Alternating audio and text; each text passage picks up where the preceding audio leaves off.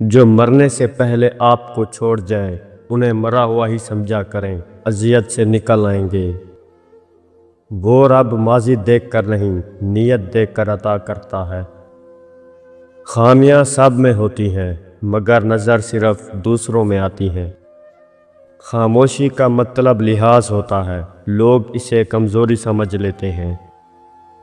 اپنی پسند کی نوکری کا انتخاب کریں اور آپ کو اپنی زندگی میں ایک دن بھی کام نہیں کرنا پڑے گا۔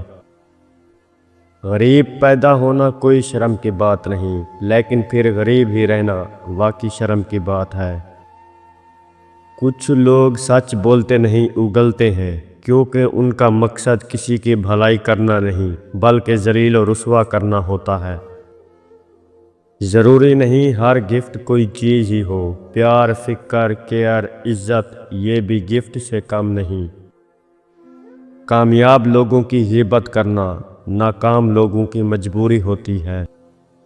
جس کی جیسی سوچ وہ ویسی کہانی رکھتا ہے، کوئی پرندوں کے لیے بندوق، کوئی پانی رکھتا ہے۔ خاموشی کو بولنے پر اس لیے فوقیت حاصل ہے کہ بولنا جسم کا عمل ہے اور خاموشی روح کا عمل ہے۔ جتنی ذمہ داری سے لوگ الٹی جوتی کو سیدھا کرتے ہیں، اگر خود کو سیدھا کر لیں تو دنیا جنت بن جائے گی۔ انسان کا سب سے اچھا دوست اس کا ضمیر ہے، جو اچھی بات پر شاباش اور بری بات پر ملامت کرتا ہے۔ یوں ہی تو نہیں ہوتی ہاتھ کی لکیروں کے آگے انگلیاں، رب نے بھی قسمت سے پہلے محنت لکھی ہے۔ انسان فیصلہ ایک لمحے میں کرتا ہے، اس فیصلے کا نتیجہ ساری عمر ساتھ رہتا ہے۔ زندگی کا اپنا ہی رنگ ہے، دکھ والی رات سویا نہیں جاتا اور خوشی والی رات سونے نہیں دیتی۔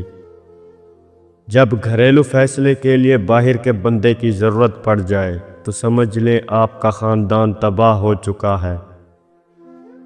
کسی کو کمزور اور حقیر نہ سمجھو، کیونکہ راستے میں چھوٹا سا پتھر بھی آپ کو منہ کے بل گرا سکتا ہے۔ ان لوگوں کا رشتہ بہت خاص ہوتا ہے جن کے جذبات الفاظ کے محتاج نہ ہوں۔ جنازے سے پہلے بھی انسان کو بہت سی جگہوں پر کندھے کی ضرورت ہوتی ہے، اگر لوگ سمجھیں۔ محبتیں تو راستے میں ہی کہیں کھو جاتی ہیں، لیکن دوستیاں ہمیشہ ساتھ رہتی ہیں۔ جب تمہیں لگے کہ تمہارا کوئی نہیں ہے تو آسمان کی طرف دیکھنا، وہاں وہ ہے جو ہمیشہ سے تمہارا تھا اور ہمیشہ رہے گا۔ آپ اپنی زندگی سے بھلے خوش نہ ہوں، پر کچھ لوگ ایسے بھی ہیں جو آپ جیسی زندگی کو ترستے ہیں۔ غصہ ایسا شیر ہے جو تمہارے مستقبل کو بکرا بنا کر کھا جاتا ہے۔ یہاں کوئی کسی کا سگا نہیں سوائے اپنے آپ کے، ذرا سا مزاج اور مرضی کے خلاف ہو کر دیکھیں، آپ کا خلوص اور محبت منہ پر مار دیا جائے گا۔ میرے جلتے مکان کو کیا معلوم، میرے اپنے چراغ مجرم ہیں۔ چھوٹی چھوٹی باتوں کا خیال رکھنے سے بڑی بڑی محبتیں جنم لیتی ہیں۔ کسی کی نفرت محسوس کرنے کے لیے ایک لمحہ ہی کافی ہوتا ہے، اور کسی کو اپنی محبت کا احساس دلانے کے لیے زندگی بیت جاتی ہے۔ اپنی خوشیوں کو اپنے اندر رکھیں، لوگ خوبصورت چیزوں کو تباہ کر لیتے ہیں۔ ماں باپ ایک ایسا میڈیکل سٹور ہے جہاں ہر درد کی دوا مفت ملتی ہے۔ اللہ سلامت رکھے سب کے والدین کو۔ حرام چیزوں اور حرام کاموں سے ہمیشہ بچتے رہو، تمہاری دعائیں قبول ہونا شروع ہو جائیں گی۔ خدا پر یقین رکھنا، کبھی کبھی تو وہ بھی مل جاتا ہے جس کی آس بھی نہیں ہوتی۔ جو اپنے راز کو سینے میں رکھتا ہو وہ خود بھی چین سے رہتا ہے اور اس کے راز بھی محفوظ رہتے ہیں۔ نکاح سے پہلے بچوں کی مرضی ضرور پوچھا کریں، آپ نبی کریم صلی اللہ علیہ وسلم کے امتی ہیں، زمانے جاہلیت کے کافر نہیں۔ درد دو طرح کے ہوتے ہیں، ایک آپ کو تکلیف دیتا ہے اور ایک آپ کو بدل دیتا ہے۔ وہ چار چیزیں جن کی وجہ سے انسان کا دماغ تباہ ہو جاتا ہے: نیند کی کمی، بیماری میں کام کرنا، مسلسل تیز آواز میں بات کرنا، صبح کے وقت کچھ نہ کھانا۔ جس شخص کے بیوی بچے اس پر راضی ہیں اس کی دنیا کامیاب ہے، اور جس کے ماں باپ اس پر خوش ہیں اس کا دین کامیاب ہے۔ جہاں آپ کی پسند کی زندگی نہ ہو وہاں خاموشی سے گزر جانا یہ بھی اللہ کا شکر ہے۔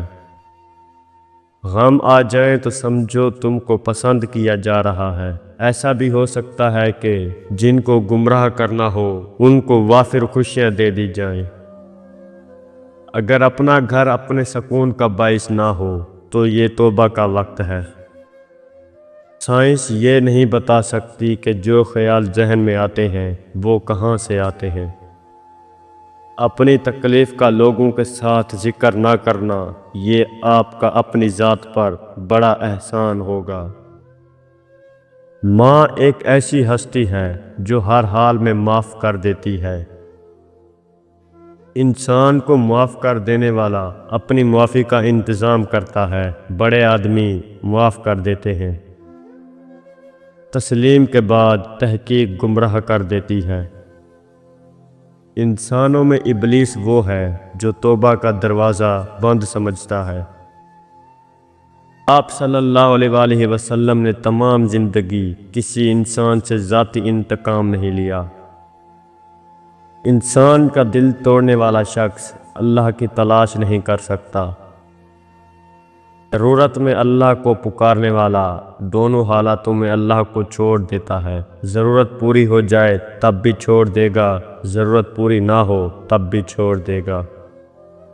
مریض ہونا غریب ہونے کی ابتدا ہے۔